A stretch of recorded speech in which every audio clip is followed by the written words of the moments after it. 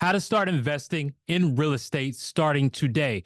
It's Justin, Mr. CMB. I am back with another video. Shout out to everybody who's liking, subscribing, and sharing the channel. We are back. We're back again. And I want to go ahead and give you some tips and also like a blueprint. So how you can start investing in real estate. And we're going to get right into it right now. So why do you want to invest in real estate? I got my trusty notes right here. One, you can have a steady income, and there's many ways you could do that through rental properties, which generates cash flow. And also, if you're getting loans, you're paying down that debt, but also you're able to borrow against that equity. So you're able to create steady cash flow. And that's very important. Number two, appreciation. Appreciation helps out with your net worth. And that goes back to what I just said.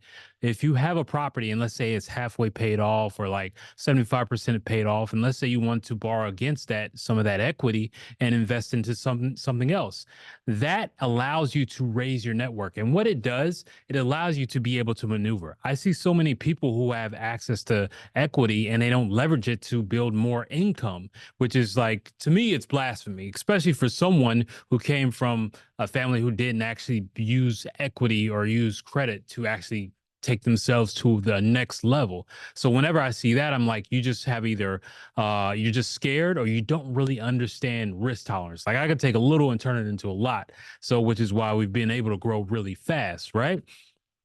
Also, tax benefits from owning real estate. You get a lot of tax breaks and tax benefits, which you can go Google yourself or go look it up on AI with Gemini or Chat GPT, and they can give you a whole breakdown of the tax benefits, as I am not a tax accountant or a tax attorney. Then you also have a wealth building strategy. And really, this encompasses every area: creating income, which is cash flow, creating equity, which is something that you can have to raise your net worth and also be able to borrow against. They offers a unique advantage because unlike stocks or anything else, it's a tangible asset. You could feel it, you could touch it, you could see it, you can live in it. It's a roof over your head, running water, like it's everything that you could actually like see. So it's physical, and anything that's physical always has value, especially when it comes to real estate, right? So here's some different ways you can invest in real estate. And when I mean invest, I'm talking about creating cash flow, buying and holding, and other different strategies: seller two, sub two, finance, wholesale and auction properties, which if you click that link below, you can start to learn that business today and build your own business in 90 days. You already have your own full-fledged business going. And I got a 90-day money back guarantee. You have rental properties, REITs, flipping houses, and wholesaling houses. All right. So rental properties, it's simple. You buy it, you rent it out. That's all you do. And you collect the monthly income, and it's ideal for a long-term situation. So let's say you have a high income or you're a business owner or entrepreneur and you're looking to create steady cash flow. You're not worried about where your next check is coming from. You're not really worried about like your bills are paid. You're just looking to create that long-term investment. So this is something I would suggest you do because you have the stability. And a lot of people don't have stability. So usually when it comes to rental income, I don't necessarily suggest it if you have an income problem, right? So rental houses, you could do that. Rental properties, REITs, which is a real estate investment trust, which is basically you invest in a real estate through the stock market and without owning physical property.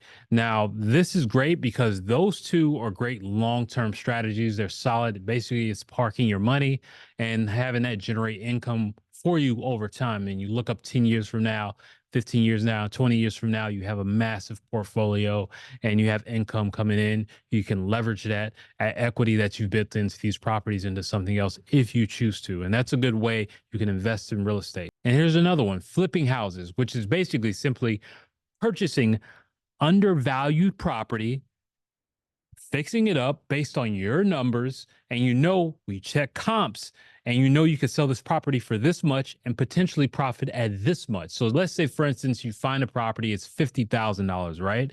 And it's going to take about $75,000 worth of work, but fully renovated, that property can sell for $275.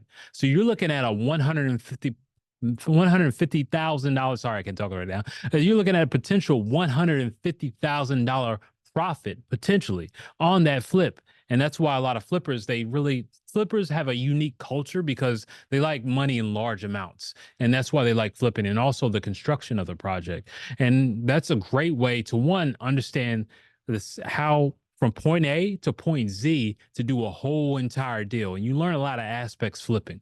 Now, you have to be experienced with this. I suggest you never do this on your own. You should always get with someone to do your first couple flips. And I would suggest that because it's real easy to lose money. It's real easy to get screwed over by contractors. And maybe I'll make a video about that, but that's something you definitely want to get into, right? And one of my favorite strategies, which I do simply now, just auctions, but wholesaling. What's so good about wholesaling is you become an expert deal finder. You can find great deals on properties, put a contract on that property, and then you sell that contract for a fee. So you're the middleman. And any business, if you're a really good middleman, you can make a lot of money. You can make a lot of money really fast or a lot of money really slow. Either way, if you get really good at it, you can make a lot of money. The biggest deal I ever got wholesaling a property was $120,000, and it literally took 2.5 months to get that deal done. And when I really compressed the amount of time that I spent on the deal, it's probably no more than 3 hours total on that deal. When I'm talking about emailing, talking on the phone, and some of these conversations were longer than they needed to be, going a little bit back and forth. But that's the easiest money I can look back and say, the easiest money I've ever made. Now, granted, you're not always going to do six-figure deals if you're not doing commercial real estate, but five-figure deals are normal in this business, which is why I suggest everyone, learn how to wholesale. And like I said, shameless plug, if you want to learn how to wholesale auction properties, which is a lot easier, less capital intensive when you step up, you can click the link below. I'll show you how to do it. I'll show you how to actually run it like a business. So it's not just you have a VA, everything's running seamlessly, and you can always be able to find deals while you travel, while you do anything else. And you can be a part-time investor making a full-time income. And I have a 90-day money back guarantee. You can click the link below. All right. So that's why I really love wholesaling, is because you can make a lot of money in a short amount of time. If you're making $50,000 a year, you can do that realistically in wholesaling in a matter of months. You can make your salary. Like, if you know how to manage your money and you know how to find deals, you could literally make your salary every single year if you're an expert at it. But you got to learn how to do it, right? So how do you get started in any of these? Well, one, you're on this video, you got to educate yourself. Education is the most important thing. You need to know what you're getting into and what your expectations are. And then just simple, and I tell everybody this when I used to coach, I used to tell people, look, write down how much you actually realistically want to make your first year, because that sets a goal. Most people hop into things and they don't have a goal. They're just doing whatever. What's your goal for the year? Like, I have a goal for this year, specifically for auction properties. I have a specific number. I have a plan of how I'm going to hit that number. And we've just implemented that literally this week. So you have to know where you're going in order to set yourself up. So you really want to educate yourself and then pick a number, and then also really figure out who you want to get education from. But you don't want to fall in that gap of just educating yourself. Now, also what you want to do is assess your finances. What do you have access to? Check your credit score, calculate your budget, explore financing options. Remember, you don't need to be rich to start. You just got to be resourceful. I could truthfully say I could be one of the best deal finders in this country simply because I started with literally nothing. I didn't have parents give me no money. I only had a $500 credit card. I didn't have access to capital, which is why, all things being equal, I feel like I can whip anybody's ass when it comes to deal sourcing or just being resourceful, because I know how to take a little and actually turn it into actual business. And as I got more capital, things become easier. And that's what you have to do. No one taught me about that, which is why I consider myself one of the to me, I think I'm one of the experts and can coach people very well, because I'm more resourceful than most people, because I've learned how to use and get results with least amount of resources. So that's what I would say, just to my own horn, right? Now you want to choose your own strategy.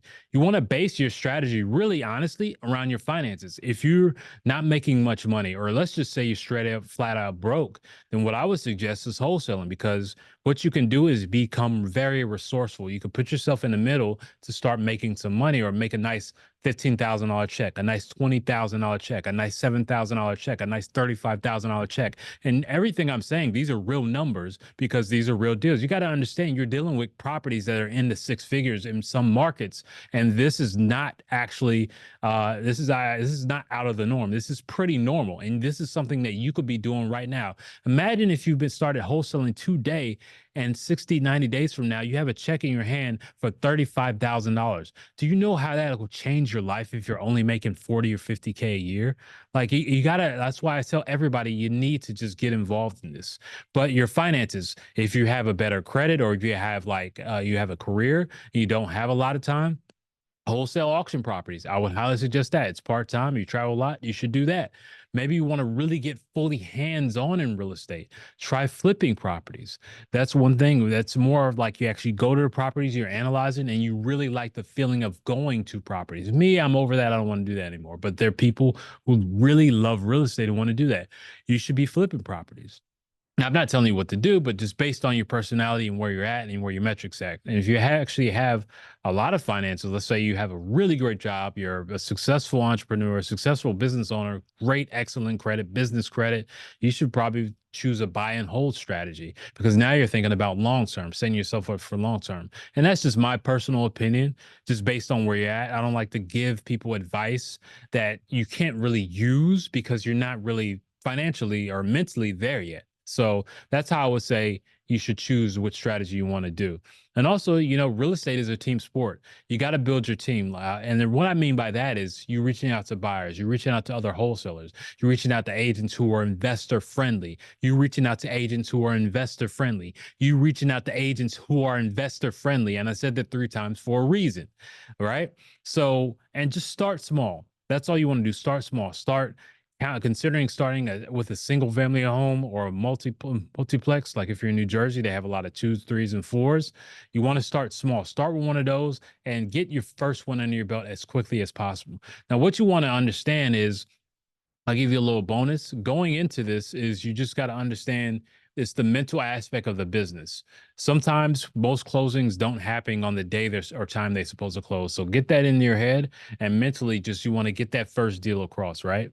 Now, another mistake you want to avoid is skipping research. You got to do your research. One of the things that reason why I'm able to analyze properties so fast is because I've done it 1,000, tens of thousands of times, but I focused in on being really good at the numbers because if I'm good at that, I know I can profit a specific amount. And that's what I'm really into.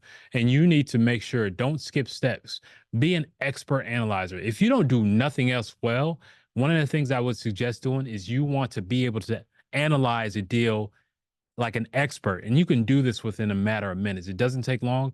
Even if you just do it tonight, hop on Zillow, hop on one of these sites, start analyzing deals back to back to back, and you'll get better. And always trust your gut, trust your judgment, and send it to someone else to juxtapose your personal opinion based on how you actually analyze the deal. Never over leverage. I would never suggest over leveraging. I've been in a situation to where I've had a month where I made like 40 some $1,000, and the next month I put all that money back into marketing. Well, not all of it, but most of the money back into marketing, and we didn't do a damn thing the next month. And that's because I tried to scale up too fast. I didn't exactly know what I was doing. I just heard what someone was saying on YouTube, and I didn't know what they were doing behind the scenes. So you want to take it step by step. Do not rush the process and get help. And I cannot emphasize that enough. Get help. Everybody you see that's doing very well in real estate, they have help, and someone has helped them and they're continuously getting help. I continuously get help, right?